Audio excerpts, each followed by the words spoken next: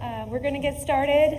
Welcome to the first breakout session of Power Programming Monkey See Essentials. My name is Marianne. I have a Master's of Science in Computer Science from the University of Kansas. I claim to still be a new member of the ConnectIQ team. It's been 3 years, but you know.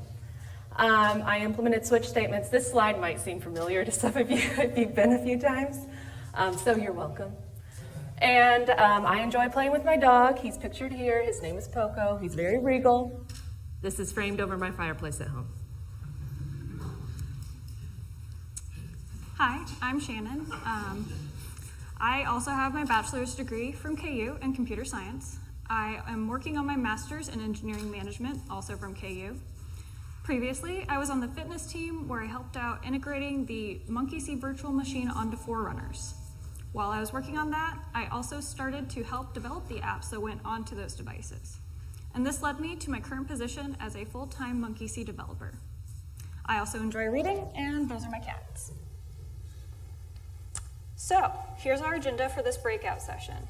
We're going to go over some Monkey See fundamentals. I'm going to introduce ConnectIQ 3.1's debut. And then we're going to circle back to where we came from as far as resources are concerned. And then Marianne is going to take you through the jungles to find some barrels. So, let's start off with a few fundamentals. First, in Monkey See, all objects inherit from the toybox lang object class. Monkey See is also duck-typed, so variable types are never declared. This means that the Monkey See compiler won't type check your program as it's being built. But this gives developers the added advantage of being able to store mixed types within arrays or dictionaries. In this first example, we have an array that contains an integer, float, double, and a string. Monkey See is also reference counted. Each reference to an allocation is tracked by the runtime system. So memory is freed when there are no more references to that allocation.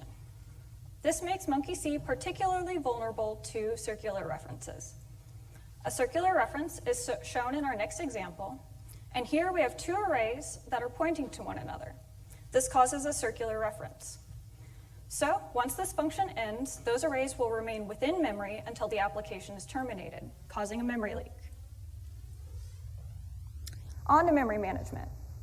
Due to Monkey See running on an embedded device, we have some memory constraints, one of which is a static limit on the number of objects that an application is allowed to create. The most basic Monkey See objects don't require an allocation and are essentially free to the VM. These types include anything you would expect to fit within a 32-bit value. Other types that are larger than 32 bits do require an allocation. There are also a few common ways you can get into trouble with allocations. First is large JSON responses. So, when possible, you'll want to limit the information you're pulling from the web to only what you actually need. Second is be careful with longs or doubles. Remember, any math operation that takes in a long or double as an argument will return a long or a double for the result. So if you don't need the precision after the calculation, cast them back to integers or floats. Finally, two-dimensional arrays also cause problems if you're not careful. So we have an example of reversing the indices of a two-dimensional array. In the first, we're allocating 100 small arrays. And in the next, we're only allocating 2 large arrays. So this reduces the number of objects allocated from 101 to 3. A handful of large allocations is more memory efficient than many small allocations. Next, we have some optimization techniques. So let's talk about the speed of different variable scopes. Variable lookups in Monkey See start at the narrowest scope and search outwards. So the VM will start looking for a variable within the local scope first. If it doesn't find it there, it'll start looking within the parent scope, eventually ending up looking for the variable globally. This means that each level of class inheritance will create more levels and slow things down. We have an example of some code that adds up a list of values with a class instance variable. In the first version, the VM has to look up the instance variable each time through that loop. This is slow due to the overhead cost of finding the variable each time through that loop. In the optimized version, the sum is computed in a local stack variable and then added to the instance variable in a single lookup. In our next example, since global variables are the widest scope, they're the last thing the VM will find when looking up a variable. This isn't ideal for application performance, so the dollar operator has been provided. The dollar operator tells the VM to look globally first instead of looking locally. So if you know you're going to use a global variable, use the dollar operator when referencing it. On to another optimization technique. So another thing that could slow down your application is repetitive object creation. One culprit, which may not be obvious, is string constants. These are loaded and allocated whenever they're encountered. In the example here, we have a function that is running an array, or turning an array of times into strings. The first version has static strings embedded within the loop. We're taking the string and adding to it multiple times through each iteration. Each time we do that, we'll cause a large number of object creations for each pass. In the second example, we see an optimized version. This version only loads a static pre-formatted string once, and it saves it in a local variable, and then utilizes the lang.format method to avoid string additions. Another simple way to reduce object allocations is to use the basic built-in types that don't require an allocation whenever possible. These are the types I mentioned earlier, so they are number, float, symbol, boolean, and char. Now we'll transition over to focusing on more compiler-side features. There are a few different types of resource objects that you can use within MonkeyC. These include animations, bitmaps, fonts, strings, and pre-built JSON data, which can be loaded as needed by your application. It's important to keep in mind that these loads come from the disk and are expensive. You should always load your resources when the context changes to one where they are required. Typically, this will be in the onLayout method for views. Also, because we load from disk, it's not a great idea to load the resources as they're being used. So, for example, within the onUpdate function.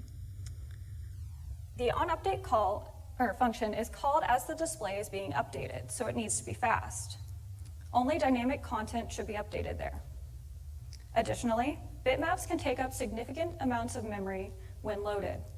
A good way to reduce the impact on your memory is to reduce the color palette.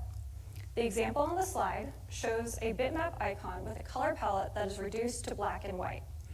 I'll also note that transparency is implicitly included in all bitmaps unless it is explicitly disabled within the bitmap definition. The MonkeyC resource compiler can also read in static JSON data and store it within the app executable to be loaded later at runtime. This is useful for storing large amounts of data within your app, which are not kept in active memory. Okay, now we're at ConnectIQ 3.1's debut. We're going to talk about some changes to how resources can be defined and about a little thing called monkey motion. Okay, first up, word wrapping. Here, we are defining a text area within a layout file. Within that layout, we're defining the width and height of a box we want to display font in. We're also defining the string, font color, and size, along with other placement values. Now, here we have the really long string that'll demonstrate how awesome word wrapping is displayed on a Phoenix 5 Plus. You'll notice it's going to cut the string off at spaces and add an ellipsis if the string is still too long. In more complex cases, you can include multiple fonts for the string, and the VM will choose the font that will display as much of the string as possible. I know I am super excited about this, by the way. Add relative positioning. Here, we have a layout file that's pointing to a drawable list. Within that drawable list, we have a white rectangle as a background, a red circle, a blue rectangle, and a green ellipse. You'll notice they're using percentages to arrange and draw those shapes. So here, we have that layout displayed on a Phoenix 5 Plus. As you can see, the white rectangle is in the background, and all the shapes are arranged in a vague diagonal. But what if I wanted to throw that layout onto an edge? So here, we have an edge 1030 showing that same display, and you'll notice they're a little bit taller due to the height of the display being much larger than the Phoenix 5s. Now what about those edges that have landscape mode? Here, we have an edge 1000 in landscape mode. You'll notice the shapes are shorter and wider, and this is due to the changes to the height and width. Okay, finally animations. Say you have this GIF, and you'd like to put the GIF onto your watch, maybe as a goal animation. So you take that GIF, you throw it into our encoder, and it spits out a .mm and .mmm file, also known as the tasty file. And you take those files and you put them into our resources and load them within the page view. And voila, you have a dancing monkey on your watch. Now that I've foretold the future of ConnectIQ apps, let's go back to the beginning and talk about where we came from, as far as resources are concerned. So ConnectIQ supports a wide variety of devices, like watches, bike computers, and handhelds. Even within those broader categories, devices have different screen sizes, shapes, and resolutions. App developers wanted to define specific resources like fonts and animations for certain devices for a better overall user experience. The previous solution was to provide a fairly simple resource overriding system. All supported devices inherit from a base folder. The resources within that folder can then be overridden by another resource defined by device name, screen resolution, or screen size. As you can see in the example, the default resources are stored within the base resources folder. The Phoenix 3 and Vivo Active folders are now overriding any resources sharing the same resource ID. The added benefit of this system is shown here. When resources have the same ID within those files, we can then use the same code across multiple devices.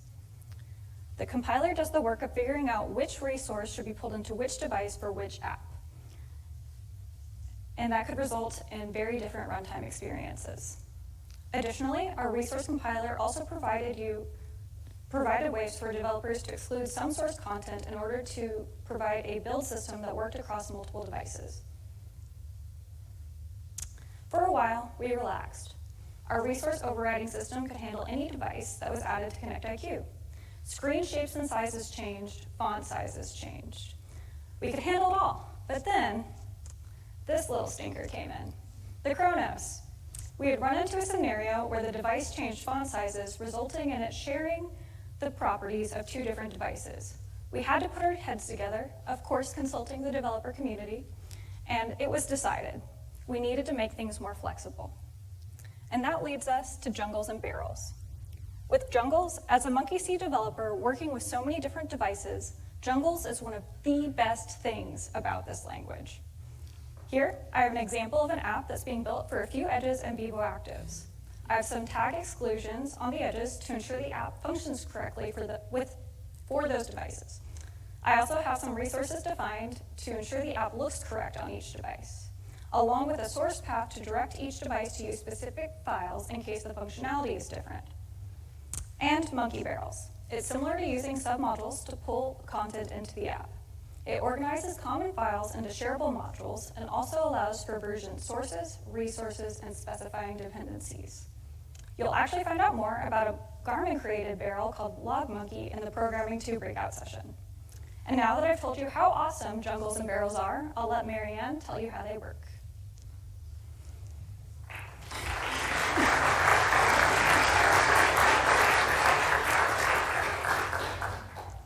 Okay, as Shannon indicated, when we encountered the situation, which we now refer to as Chronosgate, we knew that we needed to move toward a more flexible and powerful solution. Cue jungles. Jungles allow developers to write custom build instructions for their Monkey C projects. And to highlight a few key features of the jungle build language, we're going to quickly walk through a scenario that someone new to jungles might encounter and see how jungles can be employed to help her accomplish her goal. So say our developer is working with a few different devices, has a few different solutions to her problem, and wants to easily switch between these devices and solutions while testing. The developer's jungle file might look something like this. Using jungles, developers may define per device and or per device family source code and resources using qualifiers that are already familiar to them. In fact, device and family qualifiers are reserved words within jungles. As you can see, she is targeting the Phoenix 5X and the Phoenix Chronos devices. Qualifiers in jungles have a range of properties that can be set. In this jungle, our developer has set the source and resource path properties of the qualifiers as well as a locale-based resource path property. A locale-based resource path property is just specified in the form of the qualifier.lang. One of the languages supported by your Monkey C project. Specifically in this case, she is pulling in French-specific resources. One significant difference from our method prior to jungles that should be noted here is that we are now inclusive as opposed to exclusive with our source code and resources. At the same time, we still allow developers to exclude annotations, but this is now done using jungles by setting the qualifier property exclude annotations. Our jungle newbie is using the property to exclude any code that has been annotated that is device specific if it doesn't apply to the target device being built. You'll notice that she is also excluding a few other annotations. So lists in jungle files are denoted by separating each element of the list with a semicolon. And finally, to help our developer avoid the question that I always seem to be asking myself, why did I do that? We threw comments into the mix. A comment is just written with the syntax of the # followed by whatever you want to comment. Now, if jungles make you a little nervous, as they did for many when they first came onto stage, don't panic. Just picture them in their underwear. Sorry. But really, don't panic, because jungles just work. The ConnectIQ SDK includes a default jungle file. Within the default jungle, we have written all the instructions necessary to allow our developers to not have to worry about creating a custom jungle file if they were already using our resource overriding pre-jungle system. Also, with the creation of jungles, we introduced a base qualifier, which represents what we consider to be the root of the MonkeyC project. Within the base qualifier, we include all source files contained in the project as well as all resource files contained in the base resources folder. Basically, this qualifier has no device context. Those instructions are actually included on this slide, but if you're curious, I highly recommend going out and looking at the default.jungle file, which is distributed with the ConnectIQ SDK. You can find it in the bin folder, and it just contains all the instructions that are actually necessary to mimic a pre-jungles project structure. Now, when I say what we consider to be the root of the project, I also need to introduce the special jungle project property, project.manifest. This property is used to specify the location of the project's manifest file and must be set in a jungle file that is passed to the MonkeyC compiler when building your MonkeyC project. At this point, no other instructions are necessary if you have no need to write your own custom jungle file or you're just not ready to. But it is necessary to set this property because relative paths within the default jungle will be resolved against the parent directory of the manifest file. When a project is built, the instructions from the default jungle are applied and applied first, meaning the default jungle is also easily overridden. Any instructions from a custom jungle file can potentially override instructions from the default because all those jungle files will be processed consecutively. Okay, so I imagine you're all thinking, these flying monkeys don't seem so scary after all. How do I get started? Well, first, our project templates all include a monkey.jungle file, which contains the instructions setting the project's project.manifest property. From there, you can either choose to extend that jungle file, or you can create your own.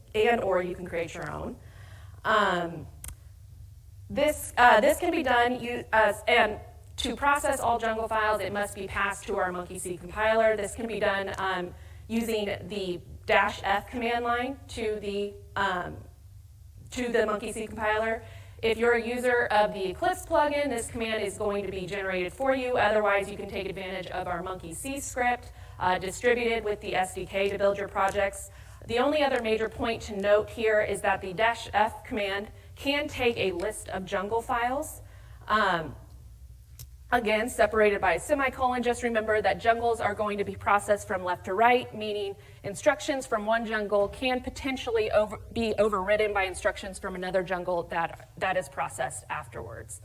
A developer that has grown more comfortable with jungles might have a project with several jungle files, and their command line might look something like this, where we would first process the default jungle, always process first, followed by monkey.jungle, followed by round.jungle, followed by square.jungle.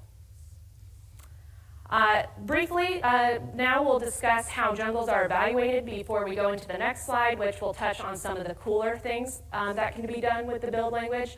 All you need to know at this point is that jungles do not only allow you to set qualifier properties. You can also create local variables on the fly, as well as look up locals, qualifiers, and/or qualifier properties. So jungles are lazily evaluated, not to be confused with the obviously dancing monkeys on the slide. Lazy evaluation just means that we do not fully evaluate a lookup until the entire jungle has been processed. So local variables are scoped to a single jungle file, meaning the contents of a local will be evaluated once we have completed processing the jungle where the local was created.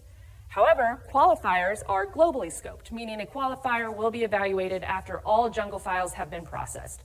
This means that you can build up different properties of a qualifier across multiple jungles. The exception to lazy evaluation is when a qualifier or local variable is looked up when setting that qualifier or local, in which case that qualifier and or local variable will be looked up during the actual processing of the jungle instruction. This, of course, reminds us that jungle file precedence does matter, especially when you are using the lookup operator on qualifiers across multiple jungles. So at this point, our developer, who was once a novice in the jungle, has now become the master. She has figured out that all qualifier properties within jungles essentially evaluate to either a file path or an annotation. Jungles can accept relative, absolute, and or canonical paths, and relative paths will just be resolved against the parent directory of the jungle file containing the instruction.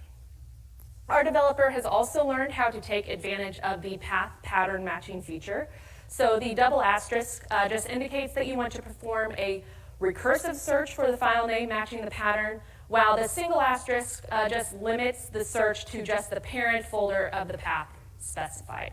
So in her jungle, our developer recursively searches the resources medium folder for anything ending in jog.xml, while she wants to limit her search for anything ending in race.xml to just the resources medium folder.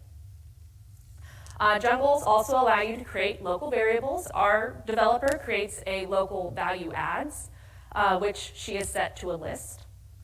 And in addition to that, she has taken full advantage of the lookup operator, which is done by using the $ followed by whatever you want to look up put within parentheses.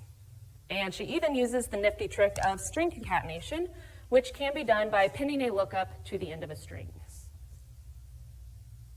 Now, let's actually walk through our developer's jungle file line by line to get the full picture of what she's trying to do.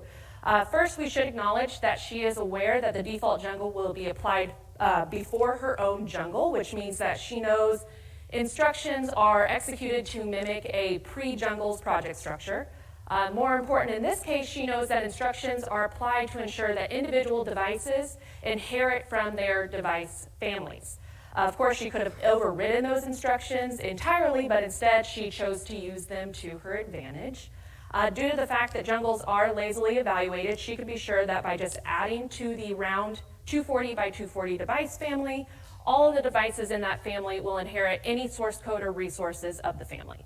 So with these two instructions, our developer adds her small features to all devices that belong to the round 240 by 240 family. Wanting to be more specific, the next two instructions add any medium features dealing with jogging or racing to the Forerunner 645. Again, resources medium will be searched recursively for anything ending in jog.xml, and she will limit her search to anything ending in race.xml to just the resources medium folder. And the last two instructions just ensure that all value adds are built into the Forerunner 645M. She accomplishes this just by being kind of lazy. She didn't want to have to write out all the paths, so she created a local variable and used string concatenation, which will eventually evaluate to a jungle that adds medium and large features to her device build. So let's give jungles the approval they so crave and highlight a few of the powerful features that they can offer.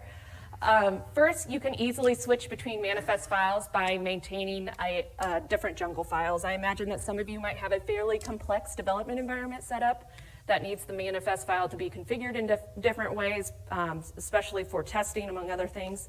You can easily override the default jungle to customize your Monkey C project build. You can easily copy the build configurations of other devices and or device families and add just minor tweaks if you need to. You can easily pull in files from outside of the project while at the same time not having to throw all of those file paths onto your command line when building. And finally, it is important to note again the inclusive nature of source code and resources using jungles. This can potentially reduce the size of your ConnectIQ or MonkeyC executable significantly, as well as just give you a lot more flexibility in how you structure your MonkeyC projects going forward. And scene, the curtain now opens on monkey barrels. Shannon gave a brief introduction earlier, but just to reiterate, monkey barrels are our version of MonkeyC libraries that contain source code and resources. When exported, the barrel becomes a standalone .barrel file that should be easily shared across MonkeyC projects. I'm sure that some in here found that they have written the same code for different projects a few times or more, possibly. Basically, monkey barrels provide an easy way to reuse and store common code and resources that allows developers to skip the dreaded time waste of reimplementation. There are some rules, though. A monkey barrel must be self-contained. Think of it as a custom module, which is essentially what a barrel is. Like a MonkeyC project, barrel build instructions need to be defined within a jungle file. Also, like a MonkeyC project, the manifest file location, specified again with the project.manifest property, defines the root of the directory of the barrel project. And to reiterate, barrels must be self-contained. Referencing files outside of the barrel project will cause the compiler to yell cut or maybe just error, but either one. There are potentially more rules. Again, monkey barrels can contain source code and resources. That refers to actually packaging the raw source and resource files within the exported .barrel file. And because barrels take advantage of our jungle build language, barrel developers can define resources per device and or per device family as they would within a regular MonkeyC project. Taking it even further, barrel developers also have the ability to restrict a barrel's support for specific devices. If a monkey barrel is imported into a MonkeyC project that supports more devices than the barrel, then I have so many punny jokes, I'm sorry. The compiler might get a little dramatic and walk off stage or just err.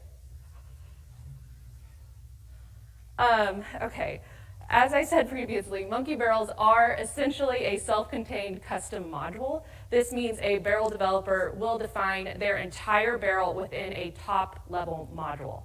For example, you might have a module called foo barrel, which contains all the logic within the barrel. This should also be defined within the barrel's manifest file, specifically using the module attribute. The manifest is also where you define the version of the barrel, which has the form of macro, .minor, .micro, some version qualifier if you so choose to add one. Other information that can be added to the barrel manifest is any includable annotations of the barrel. So barrel developers can use annotations to denote submodules within their barrels, allowing for MonkeyC projects that import the barrel to only pull in certain sections of code of the barrel just to reduce the amount of code size, if at all possible.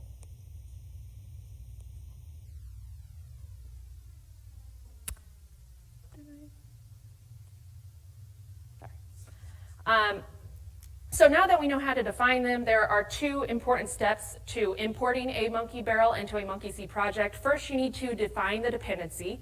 This is done by including the barrel name, which is just the top-level module of the barrel, within the MonkeyC project's manifest file.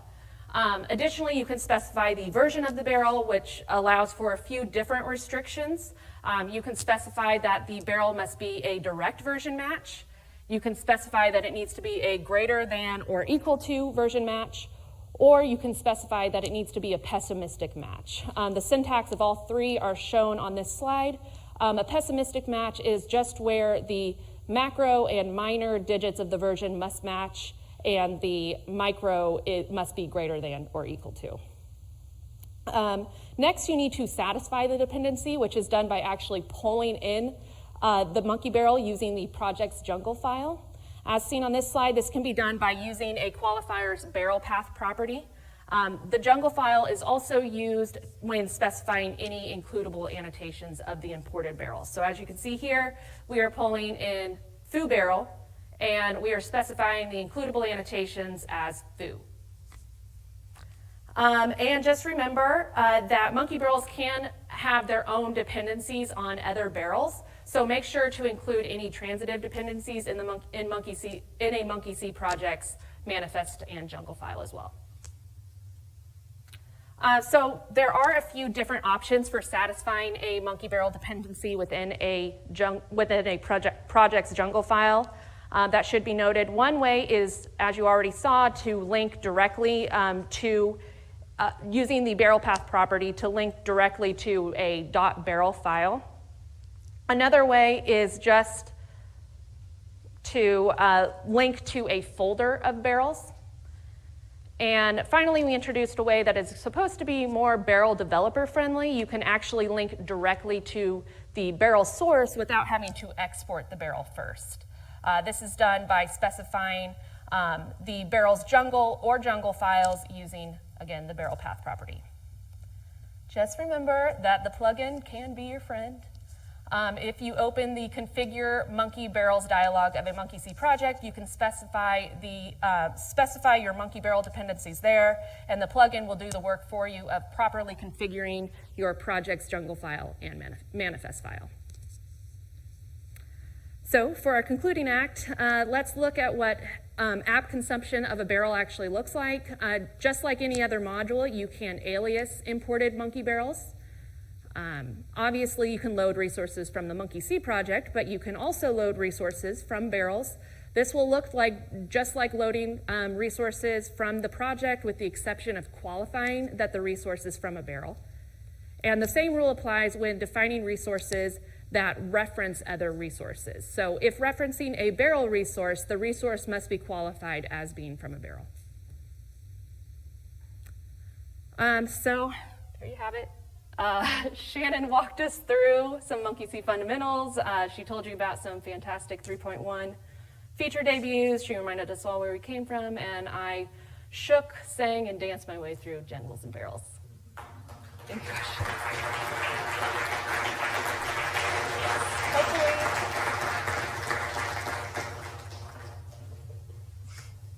So, any questions?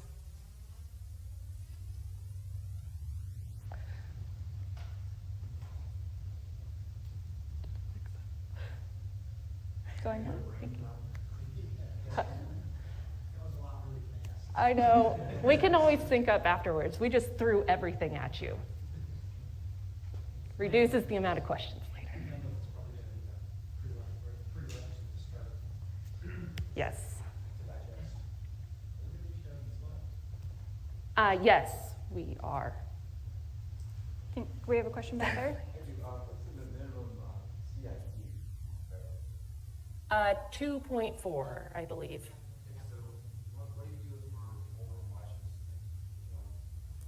For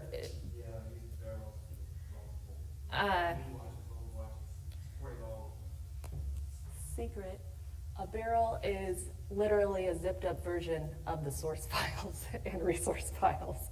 So you can unzip it and just throw it all in to your actual project if you want to use it.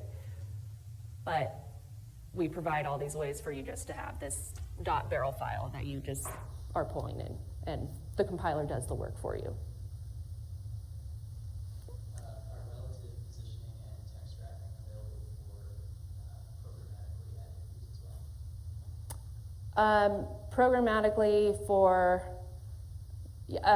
yes, for text wrapping, all that's happening with relative positioning by our resource compiler is us doing the work that you might do yourself of doing the get with and things of that nature. So yes, it is, but it's more work.